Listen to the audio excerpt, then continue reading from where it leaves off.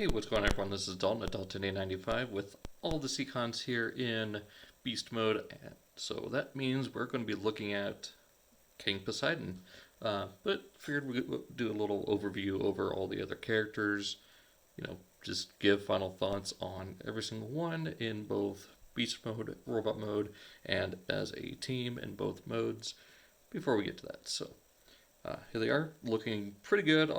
Most of the colors, blend in pretty good except for the purple on Overbite, which is still accurate to the original toy. Of course, the combined weapons and the commander feat being up here is also inaccurate, but hey, anything to modernize and use these as weapons, I'm all for it. So let's go ahead and get these guys out of the way and look at them individually. And starting off here we have Gulf or Scalor, the coelacanth. Just for those who didn't know what kind of sea creature he is, there you go. But yeah, as you can see here, he's got his weapon attached like that. You get the sword piece under there. I mean, just go ahead and take these off because they don't look that great in beast mode. And from here out, I'll just go ahead and take them off before continuing. So yeah, there he is, looking fairly decent. I mean, not wanting to stand. I guess that's why it helps to have these little, vestigial arms. Of course, you got the mouth that opens and everything, so there's that. Not the best of them all, but definitely not the worst. We will get to that eventually. Alright, next up we have Turtler or Snaptrap. And, as I said in my previous video, on him at least, he does what he needs to. He's not 100% accurate. He's more of a snapping turtle instead of a sea turtle, which the original one was like a mix of the two, more of a sea monster type. But, this works using the abominous version of the Silverbolt engineering. Sorry, had a little brain fart there. But yeah, not too bad. Let's go ahead and move on to the next one. Alright, next up we got Sea Wing or Kraken. Couldn't remember his Japanese name exactly. But yeah, like I said, this is one of the favorites. I mean, he's a little bit lower now compared to a couple of the others. But yeah, the weapon storage on this isn't the greatest. I still really enjoy it. Yes, this is how it's supposed to be, despite the weird backwards legs, but there's that. And here we have Lobclaw or Nautilator. This guy's awesome. I mean, he's not the best, but I really like the block mold, and this is probably the best use of it out of the whole set. There are a few little issues, like the way the legs don't really attach to the body very well. Maybe someone could 3D print something to go along here, just to hold it together. Just a little food for thought. But yeah, again, one of my favorites, not the best, definitely not the worst. And here we have Overbite. Yeah, I know I got the gun upside down, but you know what, I think it works for beast mode. And I totally realized just now that I forgot to take all these weapons off. Or, the hands and swords. Oh well, I mean, I'm not going back and editing this, so sorry. So let's go ahead and just take that off. There we go. That one looks better. So, real quick. There we got Nautilator without. And here we have Sea Wing without the parts. And here is Snaptrap without the parts. And last but not, well, actually yes, least, is Tentakill. Not the best use for this mold. Definitely not the best mold to use for this figure either. As you can see, it's pretty much barren at the back. I don't know what Takara was thinking using this mold, but I really honestly don't know what other mold they could have used, so I think it's a damned if you do, damned if you don't situation. So yeah, not overly thrilled about how Tentakill turned out. So let's go ahead and look at these guys as robot modes and individually. And here's the entirety of the Seacons in robot mode. And once again, they look really good as a unit. Almost all the colors mix, again, except for the purple on Overbite. But I can forgive that. I mean, it is, like I said before, accurate to how these guys should look for the most part. So, that being said, let's go ahead and look at them individually as robot modes. So, starting off with Scalor, or Golf as he is named for the Takara version. He's, once again, not the best. Definitely not the worst. He does suffer from some of the issues, mostly with the backpack not staying on, and the hands looking a little, well, kind of drooping down a little bit under the weight of the guns. But for the most part, this guy sets the bar for what we're going to be seeing throughout this whole set. And using the block mold, he uses a closer transformation than, Manta-ray. So let's go ahead and move on to the next one. So next up, of course, it was the next in line, which is the boss man himself, or bot in this case, Turtler, or Snaptrap, who is very top heavy, and these ball joints are not the best.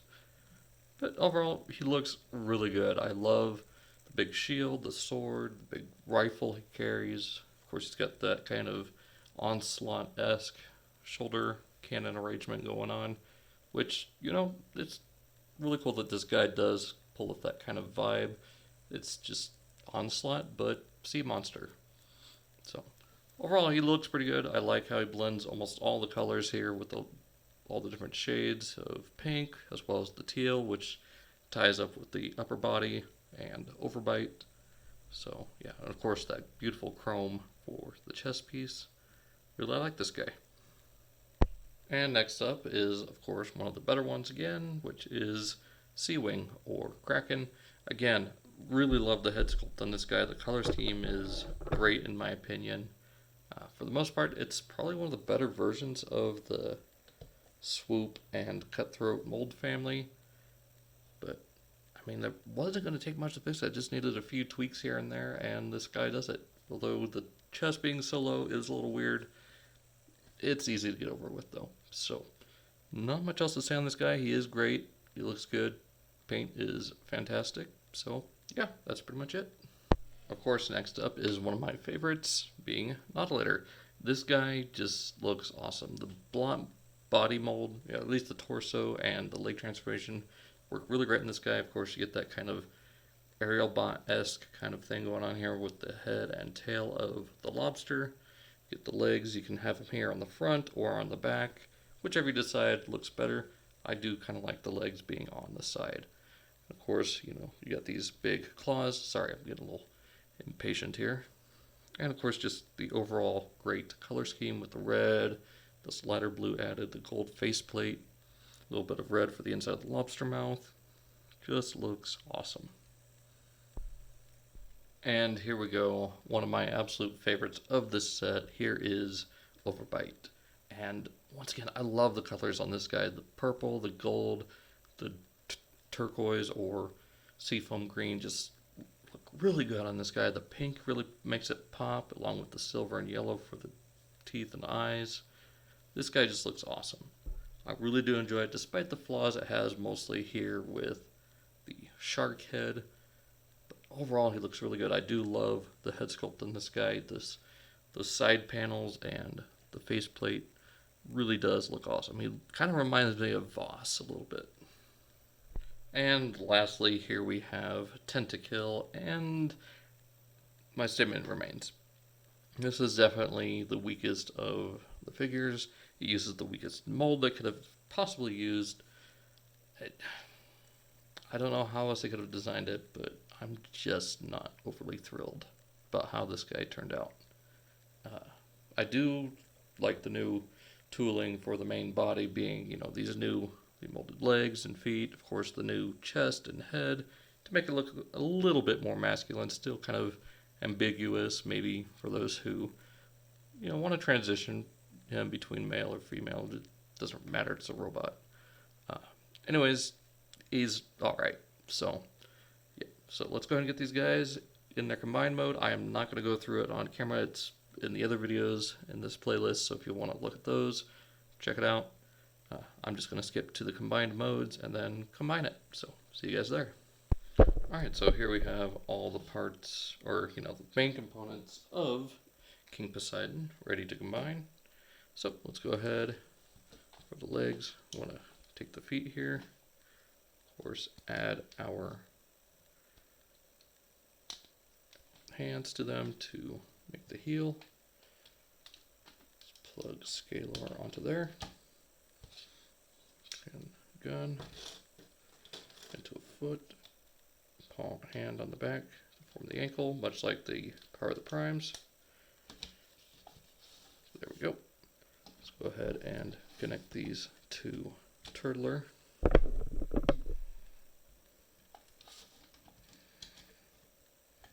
So there he is, shaping up so far. Of course, add the arms.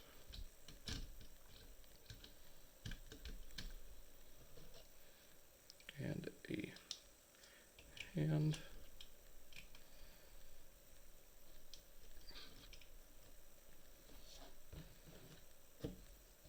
And same thing here with Nautilator. And there we have King Poseidon. Let's go ahead and tilt those hips back one notch. Make sure those ears stay splayed out. Now, for the combined weapon, we'll take our large sword, and then the two smaller ones that came with Scalar and Overbite.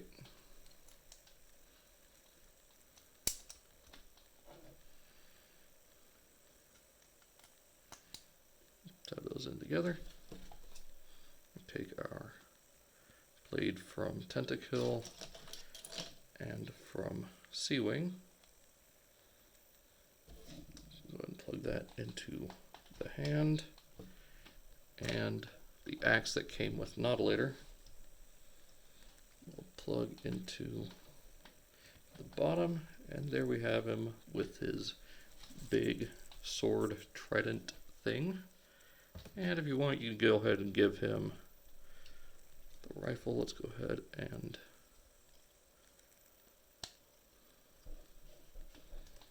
there we go. You can see one of the issues with him starting already, he is very top heavy. There we go. Kind of got to counterbalance him. But there is that. And one other thing you can do, and I'm going to cut for this, but you can take this little section out of his hand, and there is a slot to plug Overbite in beast mode, or in gun mode, so we'll get him in a decent pose, hopefully stable, and cut to that. And here we have King Poseidon holding Overbite as a gun. As you can see, I've got him held up using a Gundam flight stand. So that's pretty much the only way I could get him to stand with this giant, well, not really giant gun, we'll get to that here shortly, but with this, targetmaster feature. So let me cut to the big gun and we'll go from there. And here we have King Poseidon with the giant combined weapon. So yeah, you can do it, but you're going to definitely need a good Gundam display stand, or maybe even a masterpiece stand, something that has at least some forward resistance. Yes, I know it's dusty. Whatever, I tried dusting it, didn't work out so well. But yeah, definitely going to need a stand to get him to hold this giant combined weapon. So I'm probably going to deconstruct this, put them all on him, but that'll be later.